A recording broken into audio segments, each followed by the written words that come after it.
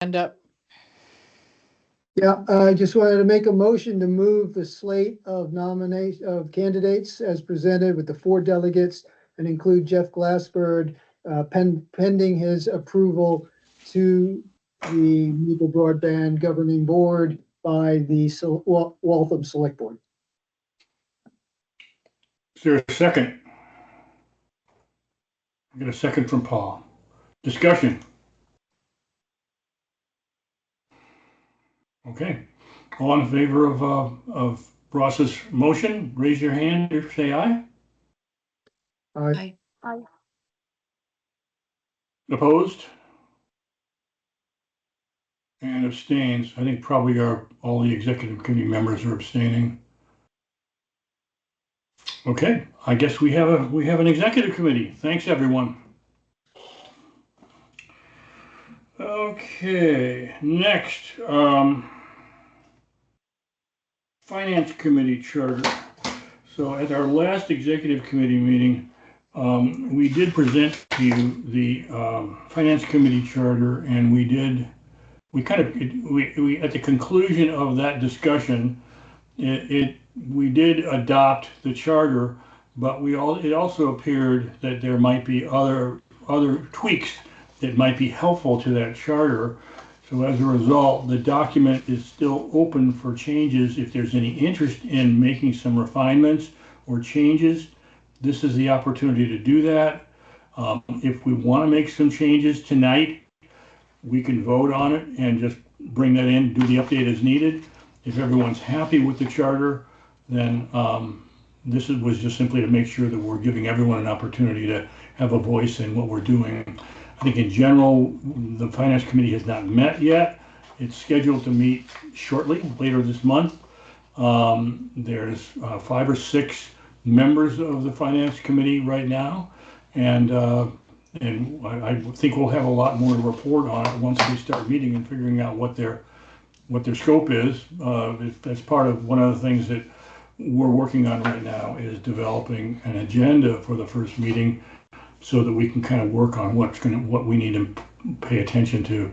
Paul. Yeah, I was just wondering, are there any changes to the charter that we should be aware of beyond editorial? I don't remember it exactly the way we accepted it, but it looks pretty much the same to me scanning through it. Yeah, I think my memory could be vague here, but I believe you might have even had some maybe editorial changes you had in mind, which we may or may not have adopted in the current draft. And so that may be an example of where you want to help us refine it. Now we can certainly do that. No. I'm sorry, Steve. Go ahead. Yeah, I think basically, I would agree with you, and I think I saw Ellie nodding. What you see in the document that's posted up on our website, that's really what was approved, without any other changes. So yeah, so it does incorporate the changes I recommended, so I'm good with it. Okay, great. Well, that's great. That really is great because like I said, I think I recall that you had some what I thought were worthwhile suggestions to would kind of refine things, and as long as you're happy with it as is, that's excellent news. Does anyone else have any comments about it? We don't need to approve it again if it's not going to be changed at all. We just want to give everyone a forum on that. Okay.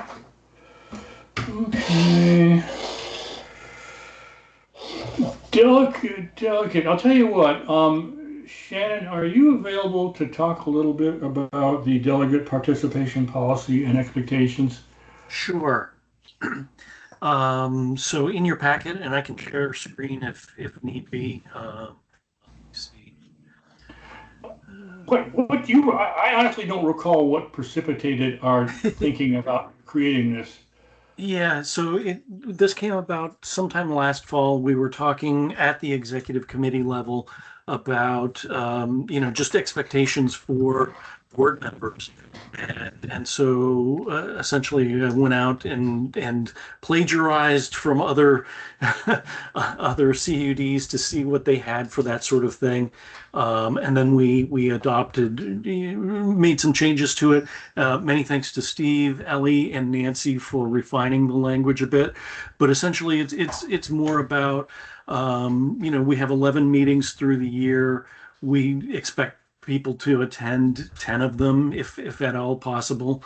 And then, just following some basic guidelines, following the policies, the conflict of interest policy, things like that.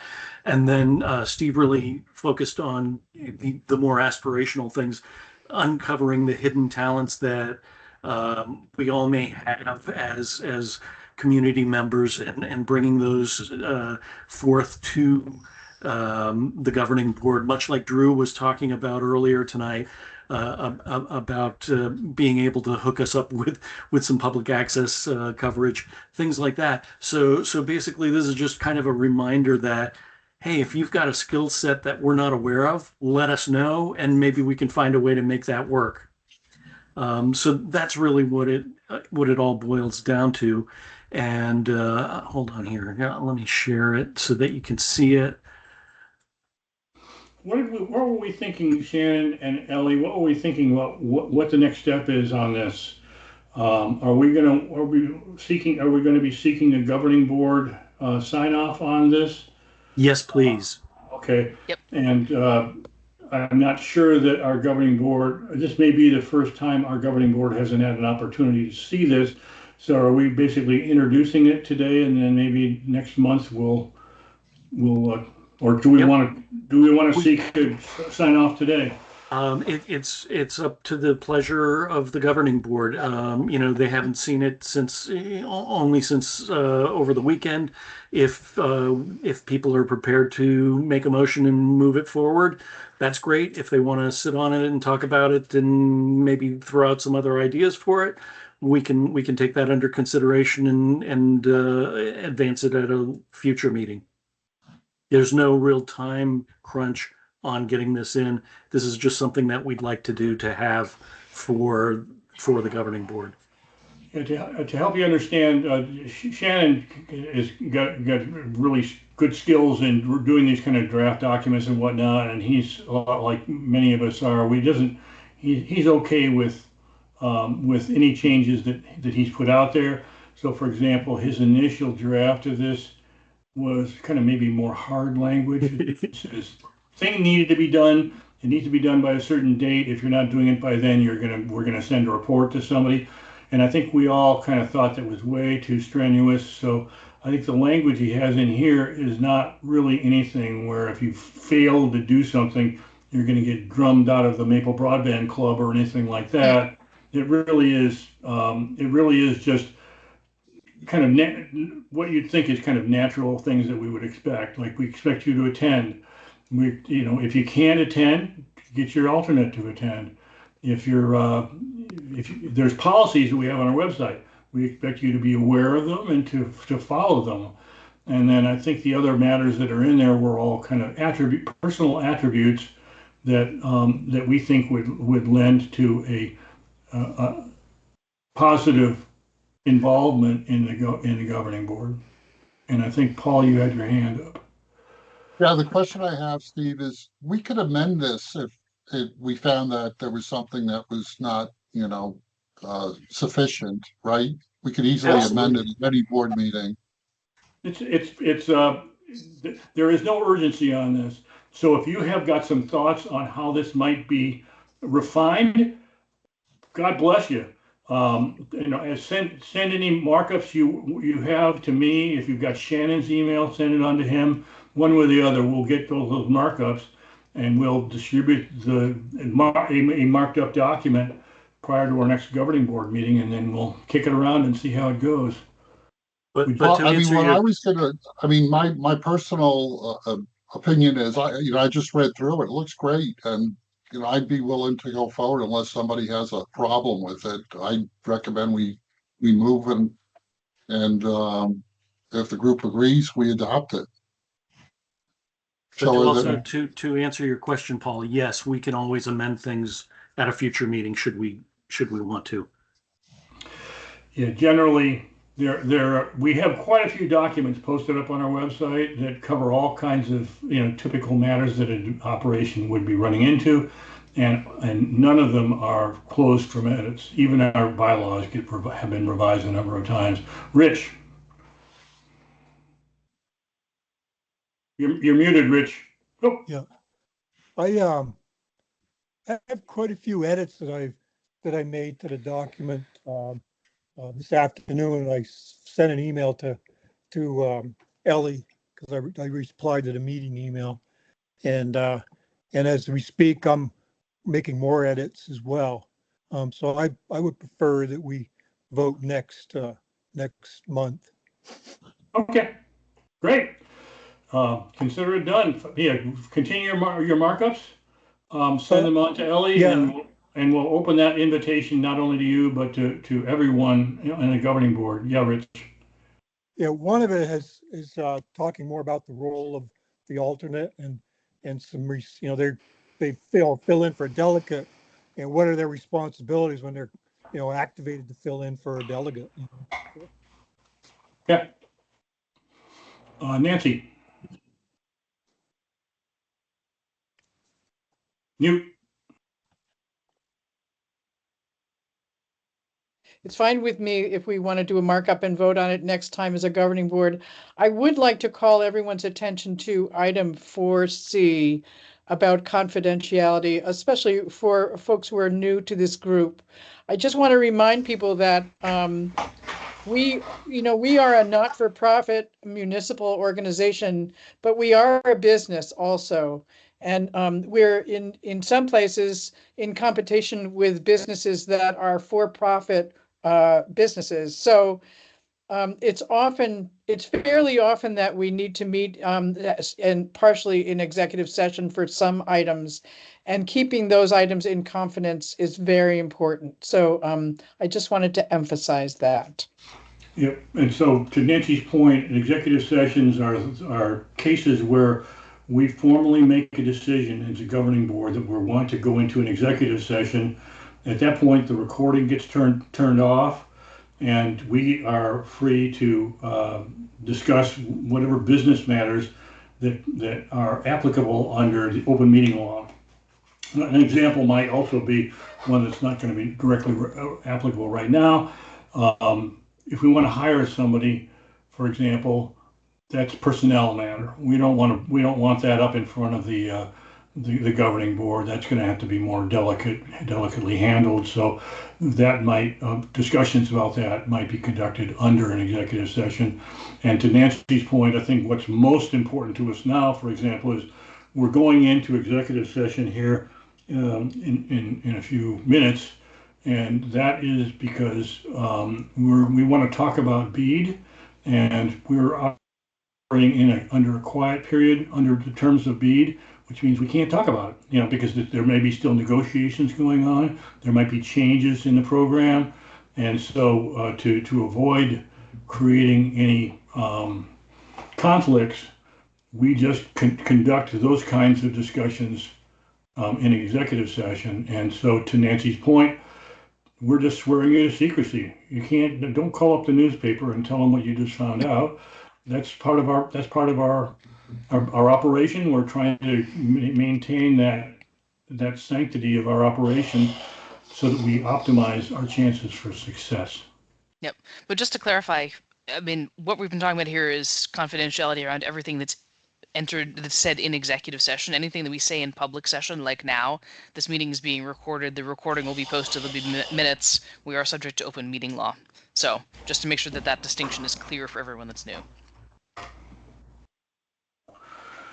Okay, so I guess we'll leave the matter of the delegate participation policy to say that we've got an agreement among some in the executive,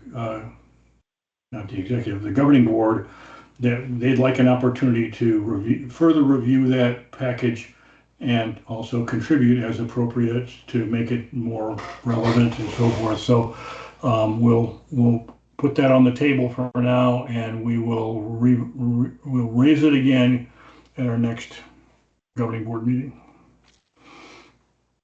Okay, financial dashboard. I don't even know if Lynn is on the call. I am. Lynn's there. Oh, I'm here. Yeah. Hi, everybody. For new people, I'm Lynn Dunton, and I came on as the new treasurer on January 1st, replacing Cy Tall, who had been treasurer from the get-go. And Cy is still involved and backup for me because I'm still on the learning curve. And Steve mentioned earlier that we formed a finance committee. We'll be meeting later this month. And some of the things that we're going to talk about in the finance committee is reporting. So, and we're going to look in a minute at the dashboard. The dashboard was put together before I came to Maple Broadband, several tabs. Some I can respond to, others Ellie will respond to because she's closer to that data. But what I want to say is if anybody in this meeting is something that they, a type of report that they would want, please reach out to me and send me your ideas, and I will bring those ideas to the finance committee. So anyway, does anybody have any questions? The tab that I usually respond to is the budget to actual. And one of the things that we did, a change that we made in 2025 was to go from reporting monthly to reporting quarterly. And part of that is the timing of these meetings. And when we close out each month, we're not aligned very well.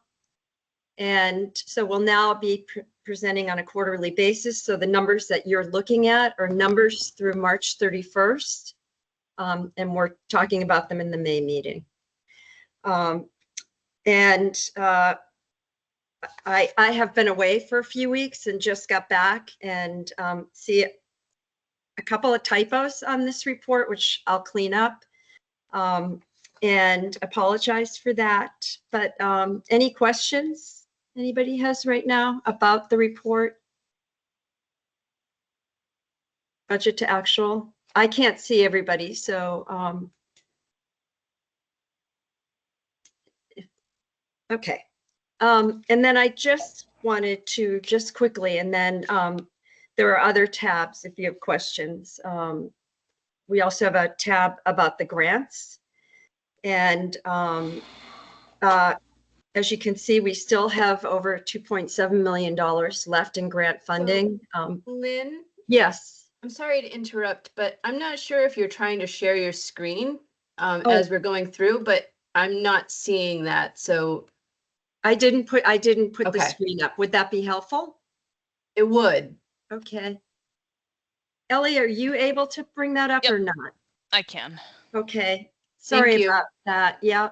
No, it really just helps me to see where you're at as we're flipping through tabs and such. So So- I just was talking about budget to actual. I'm trying to make it bigger. Mhm.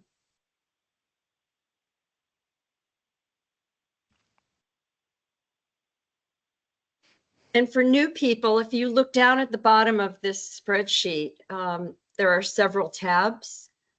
And many of those tabs are backup to active grants. There's one of the typos. Sorry, that was me.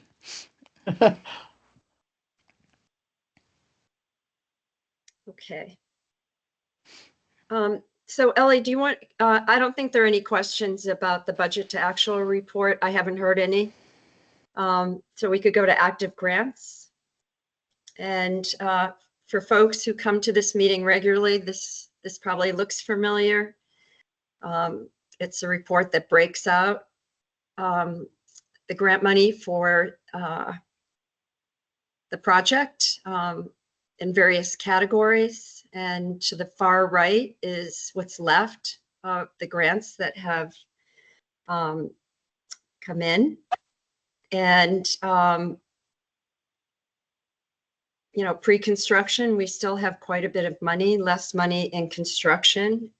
And then Ellie, jump in here, please. But the ARPA and the ARPA match money, there's some flexibility about how that's used in terms of pre-construction and construction.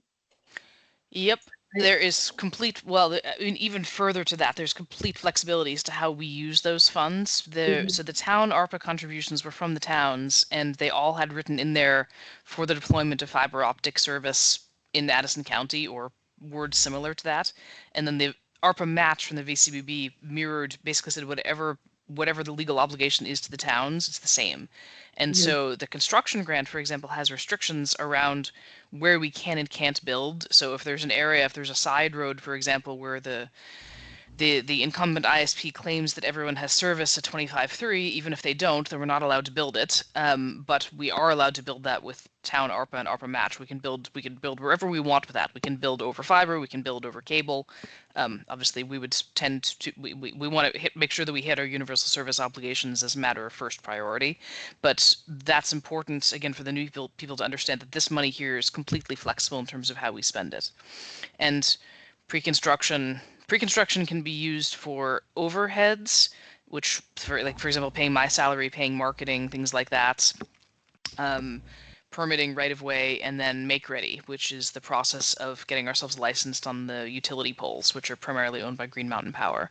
And then construction can be used for construction in compliance with the requirements of Act 71 and our construction grants, which again has certain restrictions on where we can and can't build. We don't have the BEAD money yet, Ellie. Tell us about column F. So we received a BEAD subrecipient capacity grant. I forget what it was called, but it was a grant program the VCBB ran in order to help potential subrecipients who might otherwise face financial difficulties in applying for the BEAD program to apply for the BEAD program. So we received that grant, and we spent about $100,000 of it. It was paused for a very long time because the NTIA was reviewing the details of the grant, and then it resumed right before the grant application was due. So we have spent down more of that, and actually the grant closeout report is due in just a couple of days. That's one of the things that I'm working on, is finishing that up. But the purpose of this grant was to enable us to submit a BEAD application, which we did do. And the details, as Steve mentioned earlier, we're still in a quiet period around BEAD, which ends when the VCBB has made its grant awards. So the details of our BEAD submission and queries around that we will cover in executive session. Great. Thank you, Ellie. Yep. Ellie, any other tabs that you want to? Well, the operations tab, as usual.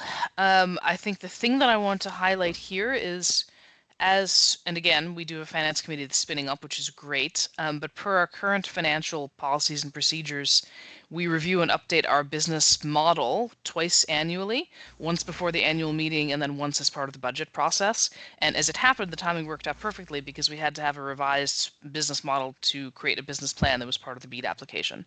So just want to alert everyone that, as happens twice a year, I guess for new people it's new to you, but for the delegates that have been here, delegates and alternates that have been here longer, the what this column here shows is what the business plan is projecting, and the numbers here reflect the most recent plan versus the older plan. So what usually happens is that the variance between the plan and the actual is smaller during the month right after we've updated the business model, which makes sense because we updated the model with what the actuals are plus our projections for that month.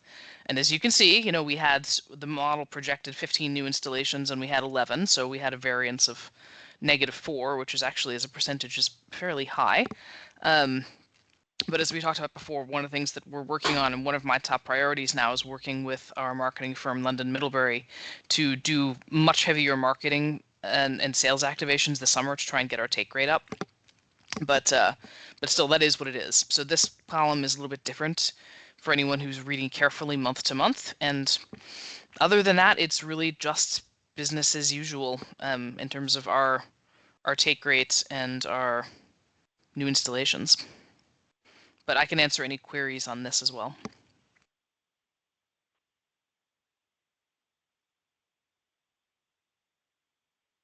Okay, well, if there are none, we can stop and move on to the next part of the meeting. Mhm. So just wanted to quickly give an update about the 2023 audit. We were hoping to have the audit report today. When I got back from being away, I checked in with Bonnie, the accountant and firm that's doing the audit. They have everything they need from Maple Broadband.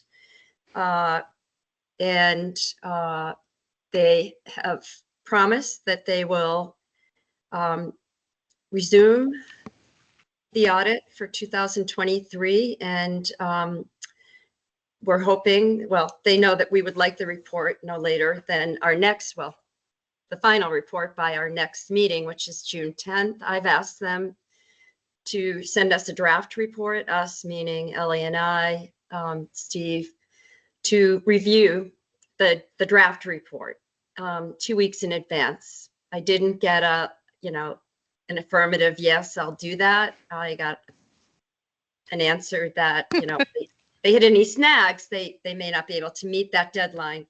So this is all to say that Ellie and I are in touch with Bonnie. Bonnie understands we want to wrap this up. As far as we know, she has everything she needs. Ellie has been working on the things that she'll need for 2024. I asked her to provide me with a list of what Ellie and I will need to provide in the way of documentation and reports for 2024, because I am feeling eager to get going with that and to wrap that up sooner rather than later, and to get back onto an audit schedule that you were on prior, I think, to this 2023 audit. And for new people, the 2023 audit was more challenging than the prior years because of capitalizing assets.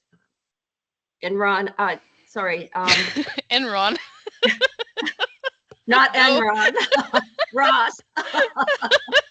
Ross, I see your hand up. Wow. Sorry, not Enron. That was just so funny in context. Not a Freudian slip, I hope. No. Okay, Ross, you have a question? Russ, you're muted.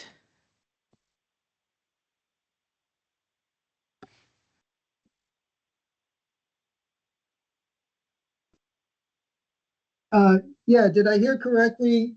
Lynn, did you say that the audit company is going to resume work on our audit? Did they stop for a while? And and if so, why? Oh, okay. So a mammoth amount of work needed to happen. The auditor wanted information in a particular format for capitalizing assets. And this predates me, but there were a series of meetings trying to get on the same page about what the auditor wanted. That meeting of the minds happened. There had to be a little reclassification back to the 2022 audit and then 2023. And Ellie and the bookkeeper that we work with did a phenomenal amount of work to get the data in a format to be able to do the capitalization. And so that all was completed in April, which happens to be a big time of year for all auditing and accounting firms, right? It was the middle of tax season. And so it is on Bonnie's schedule. Bonnie's going to get to it. And we will, and I'll continue subtly to check in with Bonnie to find out, are we still getting close to being able to have a draft? I put 2 weeks out to set expectation from Maple Broadband perspective in terms of getting the draft report. But Bonnie, it's her intention to have a final audited report to us by June 10th. So I hope that answers your question, Ross. Yep, thanks. Yep. From my perspective, I have near zero financial acumen, but what I've learned over the span of the last couple of years is that what we're doing is we're working with Bonnie, our auditor, to create a standard, what I would call kind of a boilerplate audit document.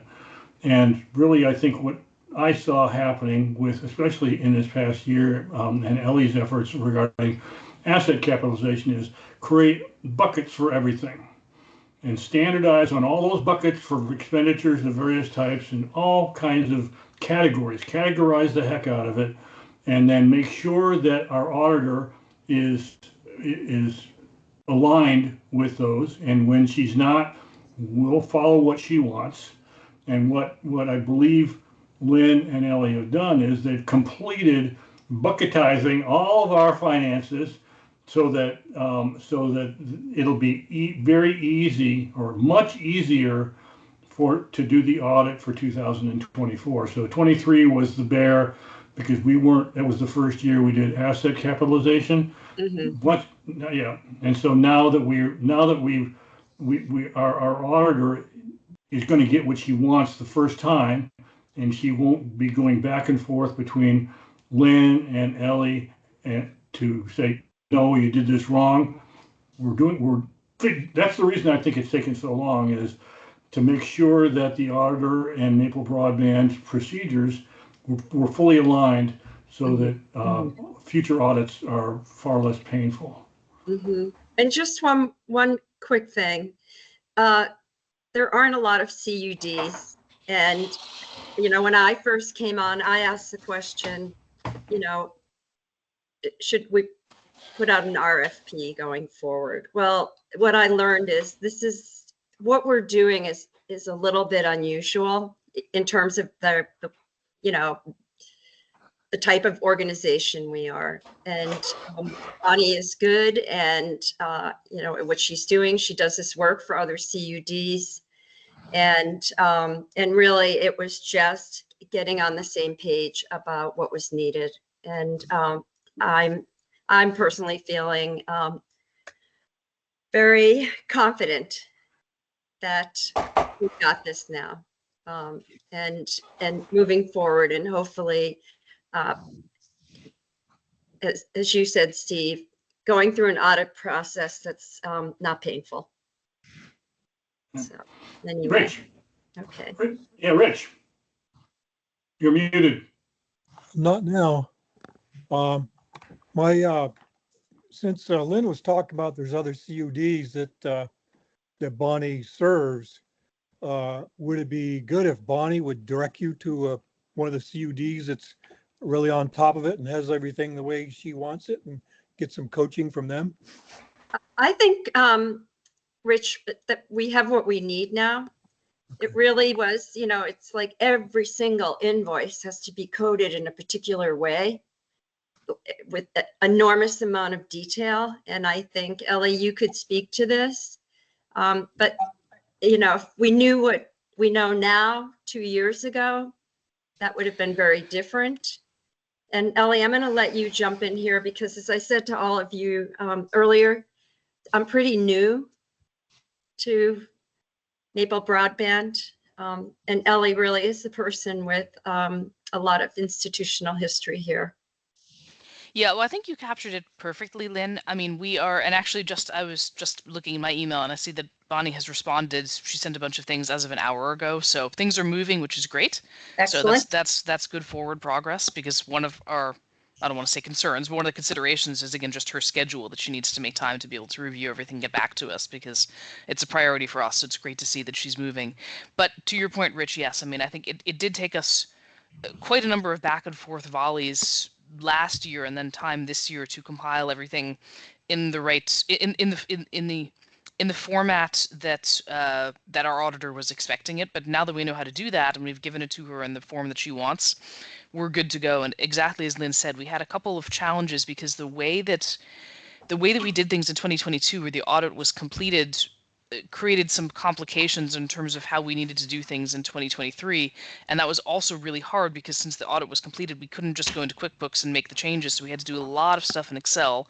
And that took a lot more time and effort from Darlene, not so much from me, but from Darlene, who's our bookkeeper, in order to make sure that we had everything from 2022 straight away so that the 2023 numbers would be starting in the right place.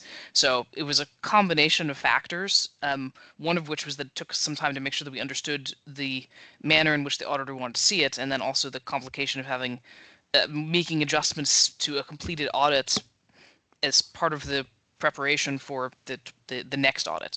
So, but I think we're exactly as Lynn says. We now know how to communicate things in the way that we are mutually understood, and so we're simply working through the details now for 23, and I've already started on the compilation for 24. Mhm. Other questions? Okay, moving right along. So I think we do want to have an executive session to kind of catch you up on B. There's no big flashing announcement, but I think that's certainly worth it since we really are banking a lot on some BEAD funds and successful BEAD applications. So let's go into executive session.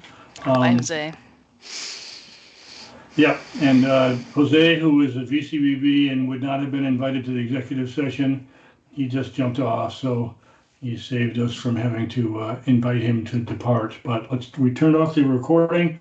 I move to find that premature general public knowledge regarding Maple Broadband's business strategy would clearly place us at a substantial disadvantage because it risks disclosure of our activities if they were to be communicated to the public. Is there a second? Thanks. We got a third as well. Okay. I move that we enter into executive session to discuss business strategy under Title I, Section 313, subsection A of the Vermont statutes. So Your moved. second. Okay. We got a second. All in favor, raise your hand or say aye. Aye. Opposed? Abstentions? And the one person we didn't want on the call has already jumped off, so we are off to the races. Ellie, if you could turn off the recording, or did you already do that? Doing it now.